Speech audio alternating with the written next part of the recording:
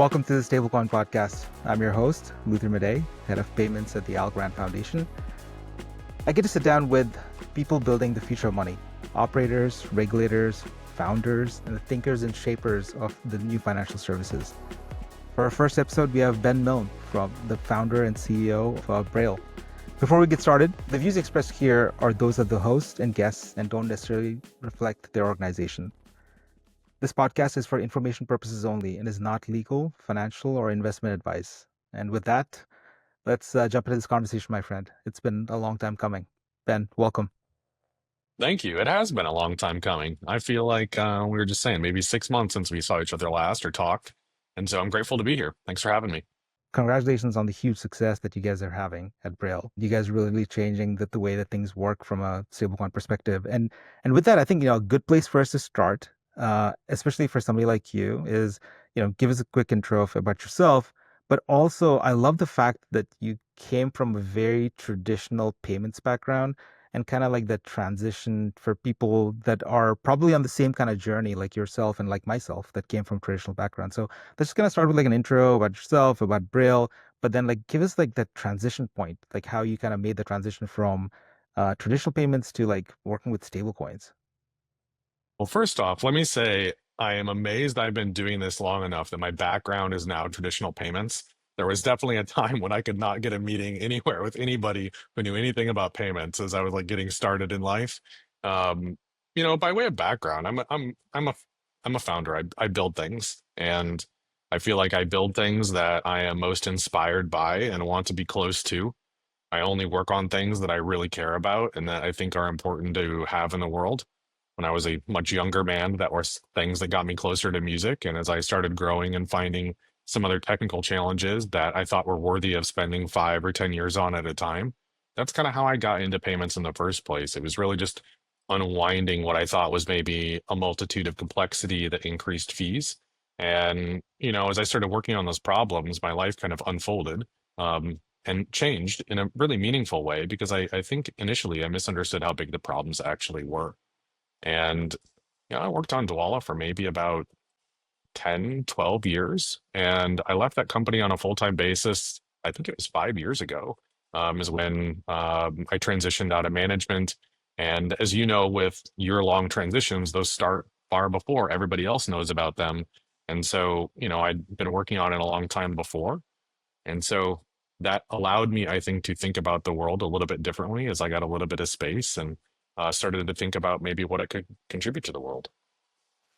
That's amazing. That's amazing. When you first started thinking about stablecoins, right? Like, so I remember my journey when I was with MoneyGram previously, kind of getting introduced to the stablecoin space and then understanding the value of it, but then not being able to directly connect it to the application of it. Like, how did you kind of come across that? And then to eventually where Braille comes in? I came to it largely trying to think about what opportunities are in the marketplace for what I want to work on next. And when I think about sort of like working on a project, I think about it now in like a 10 to 20 year window, or maybe even longer in some capacities now. And so I was workshopping ideas with a couple of really close, trusted friends of what's happening in the marketplace and what does the world look like maybe 2 or 3 years after we get started. And the thing that really stuck out to me initially was that there was sort of like this trend line where blockchain cost and blockchain speed, cost was going down and speed was going up. So if you looked at the trend line, you could kind of see that these were becoming the better tool for the job over relational databases. So if you buy that, then what is the way in which you make use of that? The word we had at the time was stablecoin. And I think stablecoin, digital deposit, CBDCs are really all sort of the same thing. And so then the question is what needs to be built for people to take advantage of these blockchains in the form of legal digital dollars? And through a little bit of research, we found, oh gosh, these things take like 2, 3 years to make and cost like $100 million. And over a period of a couple of years, we built the financial institution to issue out of and all the technology to power it. And now we've got it down to about $1 in a minute once you're onboarded. And so we think it's a meaningful step function improvement. And stablecoins are just like the mechanism to bring dollars online or on chain into the better tool for the job. And that's a really long-winded answer, but it's almost like we didn't start at stablecoins. We ended at stablecoins as the obvious form to drive value in the ecosystem and we felt more people wanted to be building these things than were given access to them. And that to me is just like, okay, we got to do it. And so we did. It's amazing because you're absolutely right. And 2 years ago, even a year ago, when you would talk to several stablecoin issuers around the globe that were getting started, one of their biggest things was how do we source liquidity? How do we get licensing? Like, who do we go find from a banking perspective? And then it didn't really help that we had some of these deep eggs that happened 2 years ago. So it's actually really interesting that, that most people actually kind of went away from stablecoins once they saw that. And I love that you actually saw the opportunity from that and said, this is something that should be more mainstream and made easy for people to do. So absolutely amazing how you thought about that and how you guys kind of changed the dynamic around stablecoins. Oh, that's very kind of you. I think there is, elements of these that takes a lot of hard work, and I am getting too old to ignore the fact that you can't control timing, and timing is hard. But certainly, we are in a moment of time, and stable coins and digital deposit tokens and protocols are going to play an outsized role in the way the world economy works over the next 5 and 10 years. And so, I'm really grateful that the timing is what we hoped it would be. And that had a lot to do with when we took action on the project. And it's exciting now based on what's happening with Genius and what we feel like is really strong regulation in the United States that lays a rational sort of like set of expectations for the different players that gives the large financial institutions access to come into the market and just accelerate it even further. So I think the moment in time is just going to keep getting more exciting for the next couple of years. Absolutely. And I love that you mentioned Genius because when we talk about some of the most prevalent news out there from for our industry and then financial services as a whole, like everybody kind of mentions the Genius Act and then they kind of don't mention the other two acts that actually kind of got passed along with it. But, if you look at it from that perspective, Ben, like, people talk about not having regulatory clarity, but now that there is clarity, like, but it's not full blown, like everything is possible, anybody can do whatever they want kind of deal, right? So how do you guys view the Genius Act? And more importantly, how do you view other banking and financial institutions kind of reacting to the Genius Act from that perspective? There are some things that are in the act that we feel like are really impactful.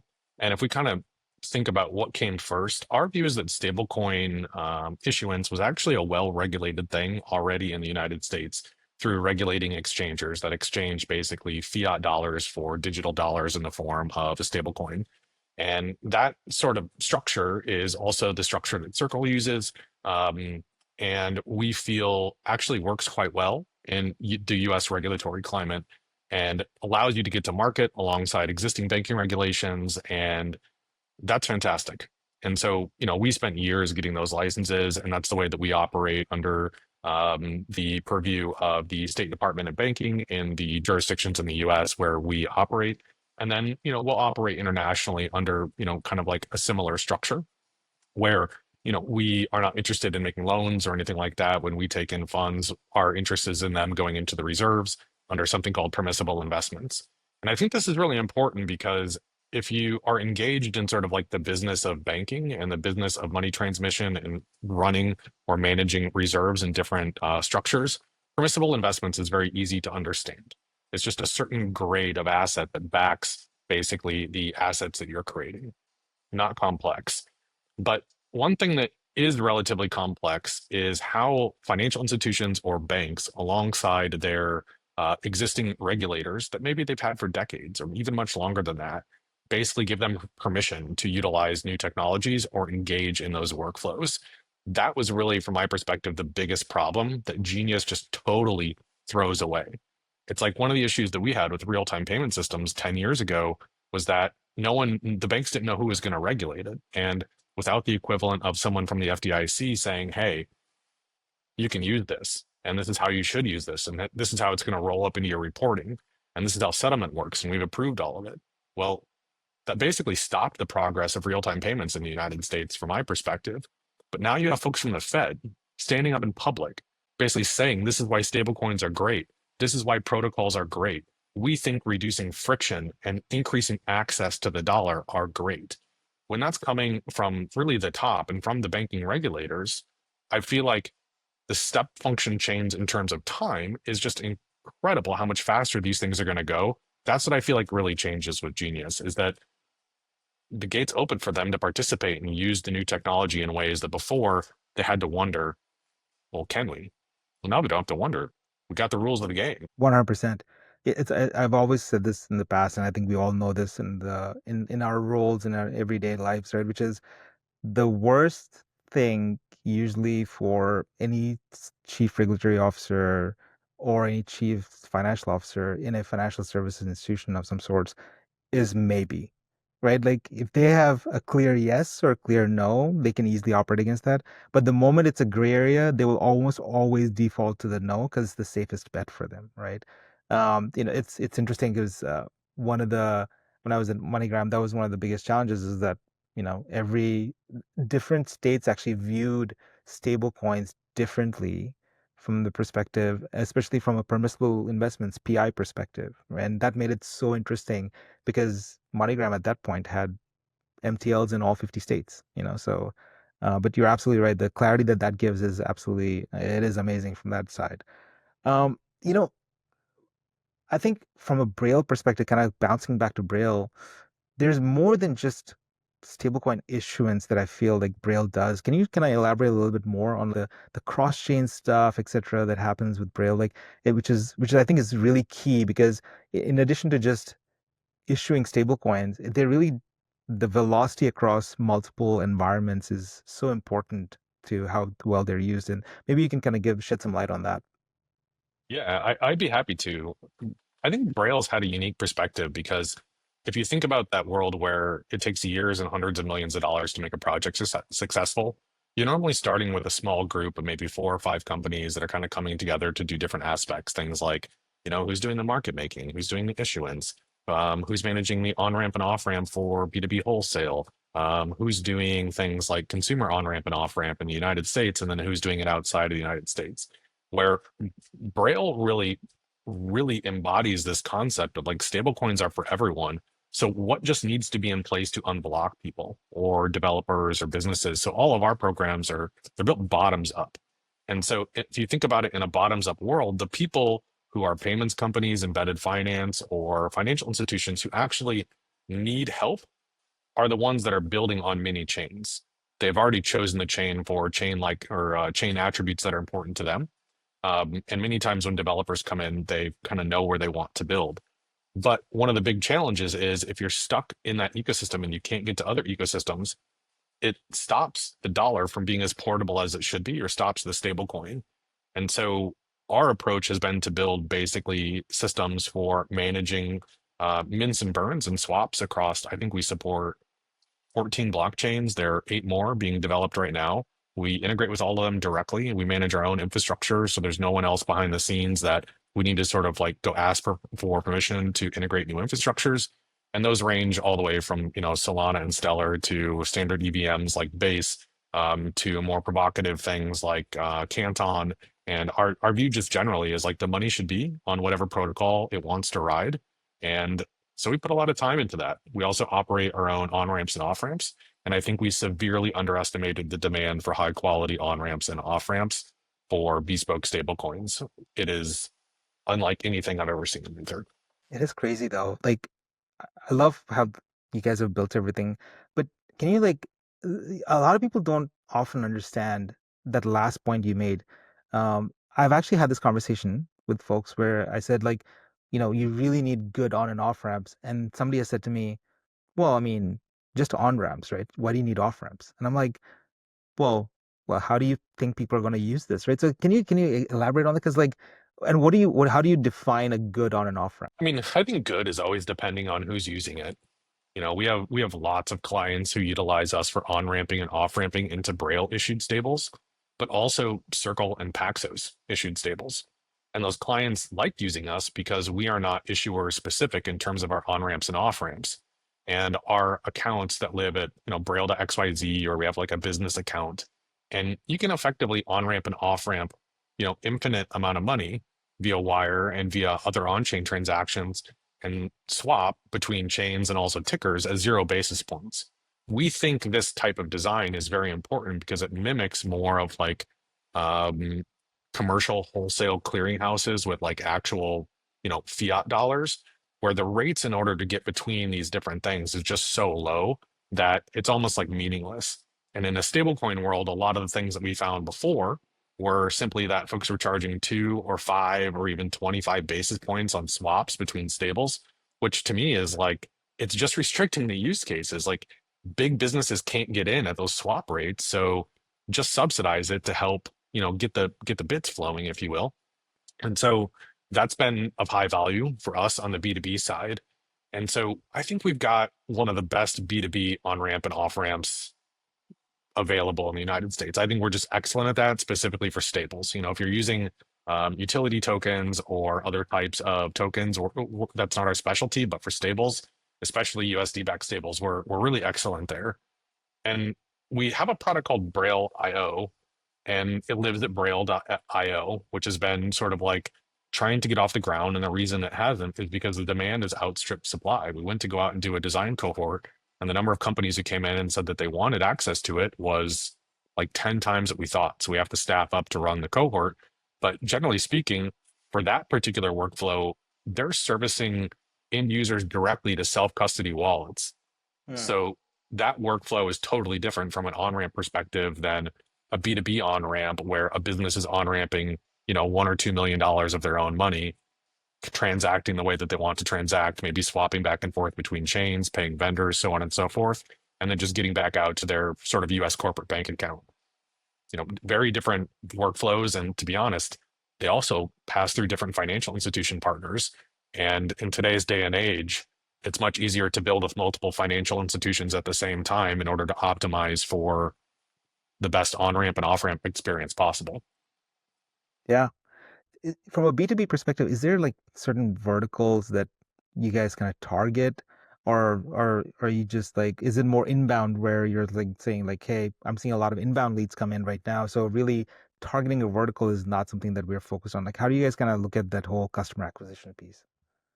Probably not as mature as we will in another 6 or 12 months. Our company is still super small. So we really focus on managing to inbound match to our feature set where we are feature complete, and moving non-feature complete feature sets to design cohorts or things where we can build along trusted partners. An example of that would be CoinFlow was one of our design partners for our early API cohort. And CoinFlow's use of the system, what's so magical about it is it's like if you use a traditional payments company, you might be waiting for 3 to 5 days to get your money or even 24 hours. CoinFlow injects stablecoins in the middle and gets the merchant paid in like 30 seconds after the card off. It's like the dream come true. And through that design cohort, they taught us a lot about what does a payments company servicing in merchants want from the stablecoin issuer and supporting infrastructure and providers, and what do they need in order to accelerate their business? Because if they do really well, we're going to do well. And so that helped us really figure out, well, this is the feature set for payments companies. And that is the way that I think we find those use cases, which if you look at our website, we don't even have use cases on the website yet. But when we do, I think you'll see payments on there, largely driven by that type of discovery process, which was very close. We love that team, and there are other examples and other verticals or inside of other use cases. I think the other one that we see a lot of is just folks that want to get money, ironically, into bank accounts faster. And stablecoins are a different structure for pre-funding flow to get money into bank accounts while maintaining the ability to pay on chain. And we're seeing that create, I mean, countless opportunities. I feel very fortunate. I have just simply never seen demand for a product. And I know I'm not the only one seeing it. I feel like it's happening everywhere in the stablecoin ecosystem of just customers are like pulling product out of the company. And I, I think that's wonderful. I've just never experienced that in the same capacity before in the past. Yeah, and it's only going to get bigger and bigger, and more demand as we go, right? Especially with the clarity that we mentioned. It's crazy? The usage of like stable coins, like you said, to get money into bank accounts. And a lot of people don't realize how much of pre-funding happens in the financial services world. Like how much money is actually stuck, just like stuck, literally stuck around the world. And how like, and because I often get asked this question as well, which is like, how would it alleviate a pre-fund? You're like, well, it moves 24/7. Guess what? Wires don't. right? So automatically you've gained like what after 4 o'clock, from 4 o'clock till whatever 8 or 9 in the morning, you've gained all that time back now, right? And on the Yeah. weekends. Yeah. We don't have a LIBOR rate in blockchain world and protocols. We have like a per second rate. And I feel like that's one of those things that as a payments company, you can see a couple things like by using protocols, I can reduce my costs. By injecting my own stablecoin for a period of time, I can increase my revenues. Oh, goodness. By doing those and working with a company who understands how pre-funding works, I can come up with solutions that are dramatically easier on my balance sheet, where I can grow way faster using these technologies than I ever could in the other ecosystem. The other challenge that I think this reduces that we never really thought of in the past is stablecoins are now instantly compatible with every bank account in America. And so you can go back and put those funds directly into a bank account whenever you want. These are not two separate systems. They are now fully integrated and they work together on a day-to-day basis without sort of like the initial funder many times caring and without the receiver receiving payment in a different or new payment form, which is, always is distinct with payments products is you got to convince somebody to like sign up and you put stablecoins in the workflow correctly and the money just shows up wherever it was showing up before. You're just lowering your costs, increasing your revenue, and actually have access to new liquidity that helps you grow faster in ways that are friendlier to your balance sheet. Once you see those things, like you can't go back. You can't unsee it, basically, Like, right? Yeah, yeah. right, you can't let it go. And the impacts to that across sort of like the global economy, the US payment systems, financial institutions, I mean, to everyone is almost like impossible to quantify. What is the economic value of that time savings? I have no idea, but I'm pretty convinced that increasing the bandwidth of money increases GDP. I can't tell you the math, but I'm pretty convinced. Yeah, 100%. It's funny because you mentioned earlier this concept of like some expansion, global expansion from a Braille perspective. I wanted to kind of get your thoughts on, is that going to be reflected in issuance of non-US dollar stable coins? Because I think that's like the next big wave is the non-US dollar stable coins. But I want to kind of get your thoughts, and of course, like where Braille is going from that perspective. I think it's super valuable. And I personally think every currency around the world is going to end up on chains in various ways because they are in fact the better tool for the job. So if you just think about blockchains, chains, protocols is basically just like the same thing. It's like once you know you can use those things, you end up like sending letters for novelty. Like I love sending a handwritten letter, but I wouldn't send that instead of an email communication to somebody I needed to get information to quickly. And so it just feels as though all currency is going to be unlocked in that particular way. And certainly I would love it if Braille is the one who helps unlock many of those currencies. We've done a USD and MXN backed stablecoins. Um, the MXN ones we built with our partners at Etherfuse. And we think there are a lot more partnerships like that in the future. And so we love working with other asset issuers and either other stablecoin issuers to better serve sort of global demand. But I will admit the global demand is so meaningful and so fast that I think there's going to be many winners, and many of these things probably have tremendous waves that are going to come through simultaneously. And my hope is that we start seeing just an emergence of incredible new technology companies around the world that are really purpose built for this alongside global regulation. Yeah, you're spot on. You're spot on from that perspective. You know, on the flip side of this, right? So we've talked about stablecoins. We talked about how Braille is really making stablecoins more accessible from an issuing perspective. What are some of the things that people quite often misunderstand about stablecoins, or they just gonna think it's this, but it's really not that? Stablecoins are not like an understood thing by everyday people. I live in Des Moines, Iowa. That's not a secret to anybody. But like the best way for me to feel totally insane in Des Moines, Iowa is to go to a dinner party with people I don't know and try and explain what I do. Yeah. And, that's one of those things that like they can't get out of the conversation fast enough. I can't get out of the conversation fast enough. And it's like these words are just not a part of like everyday thought. Where I spend a lot of my time is I feel like I spend a lot of my time selling into or partnering with the gravity of companies and people that are coming into the company. And my observation is we're at a stage where technologists are starting to see these things as the better tool for the job. And so there's a reason to implement them into an app or into a treasury workflow or into things that, quite frankly, reduce costs for the business and increase revenues. And once in place, the businesses find other places to use that because, again, it's the better tool for the job. And my sense is that there's a whole lot of people out in the world that if you go out and you say, hey, like, I want to teach you about stablecoins, like, they don't care. That's fine. But the technologists that are now building sort of at the metal of the protocols and of the issuance of the stablecoins and building the on ramps and off ramps and doing a lot of that early work, they're creating things that, quite frankly, if they do their job right, this goes for Braille too. These products will just end up in the end users or in consumers' wallets and in their apps because the developers building on top of the core infrastructure are choosing them because they're the better tool for the job or they have better feature attributes or something else. So my general sense is that these protocols are going to end up in people's apps and products, wallets, websites, sessions. I think sessions is really exciting for lots of reasons. I don't know that the majority of like humankind will know or care what a stablecoin or digital deposit token is. They just know they have a balance. And we might be 5 or 10 years away from that being realized, but it kind of feels inevitable to me, right or wrong. I feel it's inevitable.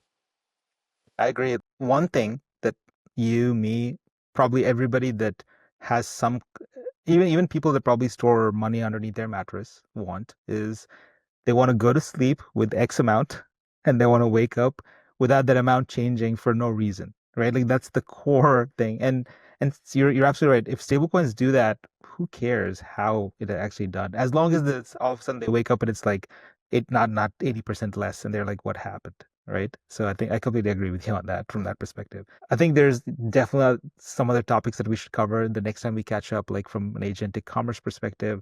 But one thing I want to kind of get your thoughts on before we kind of wrapped up is yield bearing versus non-yield bearing. Do you have any like specific thoughts around that? I know that's kind of like the market is shifting. Like, where do you see like the winds kind of shifting from that side? I mean, I think both approaches have merit, and there are times where I think as the amount of wealth you accumulate grows, you care a lot about where sort of like the latent wealth is sitting. You want it to do work for you, and I think in that way, things that generate income or additional income safely are super powerful, Luther. And no matter what, there's always going to be people and companies that are focused on how to get this money to do work for them while they don't have other things to do with it. But I think we need to just remember that a very large percentage of the population does not yet have that amount of wealth and is thinking more on a transactional basis about how to get what they need to go from point A to point B in order to live their life. And so I think there's always some level of transition between the two. And the more that lives on chain, those transitions are going to happen in stablecoins where the jury's still out on is there going to be like a global accepted standard on how a interest bearing stable, which honestly is defined pretty decently in Genius as far as I understand, or how specifically you think about like a tokenized money market fund that is pretty clearly a security, which also generates a return, and how you can buy and sell these things is less complex than what the global regulation will say these things are. And when I say these things, I mean interest bearing elements Mhm. or revenue creating elements for the end holder. But with a stablecoin, it's pretty straightforward. And it seems to me that stablecoins are going to be used to buy and sell those much more frequently, as well as to buy and sell t-shirts. It's like they're the obvious technology to use for that for the coming decades. That makes sense. Do you see a different view from like a retail customer like you and me perspective versus the usage of stable coins from businesses for B2B, right? Business to business. Like, do you see businesses having a different view for interest bearing, non-interest bearing products? I think, yes, depending on the application, depending on the business, and depending on the workflow, I think the answer has to be yes. And the nice thing is these things can coexist as long as they work together. And thanks to, it's sort of like the magic of DeFi, everything's instantly interoperable as soon as you create an asset that is similar to another asset on a chain. It's sort of like the interoperability is integrated into each chain by design. And in a multi-chain world where these things can come and go, the sort of like access to them between apps is unlike anything that ever existed in fintech or banking historically. And so it gives people, specifically sophisticated businesses and developers, unparalleled ability to like program their workflows where they're literally programming the state of a balance and in what asset, maybe multiple times a day. And so it is highly likely to me that when a business has the opportunity to optimize that workflow to either reduce costs or increase revenue, it will make a decision to do one or the other or both. So it just feels like they'll end up in both those assets for a moment and maybe permanently, depending on what their use case is. Fantastic. Ben, thank you so much, my friend. Can you just help me wrap up with like a quick understanding around Braille? But I also want to plug in shamelessly the day zero events that you guys do. Like they have been super valuable to me. I've gotten a Thanks, lot of Val. value from attending them, and so would love for you to kind of get your final thoughts around some of those aspects. Yeah, of course. Braille lives to help everyone get access to stablecoins. And for us, that looks like helping businesses launch them for their company, for their ecosystem, for treasury applications. And we're going to continue doing that for a long time. We also work with blockchains that are new or emerging ecosystems that need access to stablecoins in their ecosystem, or basically they want a way to get liquidity from one chain into their chain, so that application developers can basically build inside of that ecosystem. We spend a ton of time there. We're going to continue doing that. As I mentioned, we're integrating 8 more blockchains right now, and Q4 we're going to do even more. Next year, we're going to do even more, and we're going to get even faster. And so I think all that stuff is going to compound over time. And our hope is to do things like day zero to bring people together that are building in the ecosystem alongside with us. Because I mentioned earlier, a lot of our programs are bottoms up. So the big companies aren't working on ramps and off ramps for bespoke stablecoin projects, but we have 40 of these running on 10 different chains where there are 10,000 different variations, and we have multiple issuers that are collaborating in different ways. And so the problems that we're thinking about are simply different. So if we can solve them for one client or one ecosystem, it sort of applies to everybody we work with. And things like day zero are a way to get together, learn from each other, do it in a virtual environment where you don't need to get on a plane, and it's time boxed. If you do the whole thing, it's 2 hours end to end. And if you only stay for half to see demos, I think it's only an hour. So just about anybody can make room for it. And the reason we don't charge for it is because we want to like draw out emerging builders that maybe no one's discovered yet. Thanks so much, my friend. As always, where can people find you? You just search me on. I'm very easy to find. I use X specifically, BP, Milne, and benmilne.com. Very easy to find. Fantastic. Thank you for your time, Ben. And thank you for joining us today on the Stablecoin podcast. If you enjoyed the conversation, be sure to subscribe. New episodes drop every other week. Coming up next, a deep dive with Nick Philpott, co-founder and head of partnerships at Zodia Markets, where we explore how institutions are actually using stablecoins in the wild.